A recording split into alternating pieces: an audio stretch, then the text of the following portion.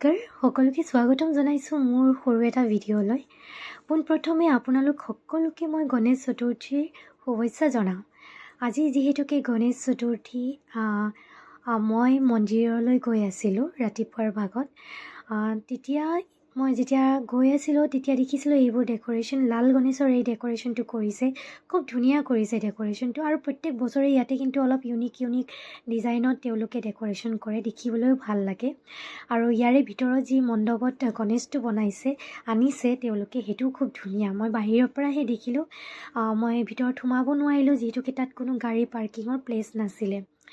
ইয়াৰ পিছত মই গণেশ মন্দিৰলৈ গ'লোঁ। মন্দিৰত গৈ পেলাই ভগৱানৰ ওচৰত সেৱা প্ৰাৰ্থনা জনালোঁ আৰু অকণমানিজনীক লৈ গৈছিলোঁ, কাৰণ ইয়াৰ আগত মই কোনো মন্দিৰত তাইক লৈ যাব পৰা নাছিলোঁ যিহেতুকে তাই সৰু আছিলে সেইকাৰণে। আৰু প্ৰথমবাৰৰ বাবে তাইক গণেশ মন্দিৰৰ পৰাই তাইক পূজা কৰাৰ আৰম্ভ কৰিছোঁ। কোৱা হয় গণেশক প্ৰথমে পূজা কৰে, তাৰপিছত বাকী পূজা হয়। সেয়েহে ভাবিলোঁ তাইকো মই গণেশ মন্দিৰৰ পৰাই আৰম্ভ কৰোঁ বুলি। আৰু এনেধৰণে পূজা কৰা হোৱাৰ পিছত মই আকৌ স্কুললৈ আহিছিলোঁ। আৰু এই যি ভিডিঅ' ক্লিপখিনি দেখিছে এইখিনি মই মন্দিৰত যোৱাৰ আগৰ ভিডিঅ' ক্লিপ।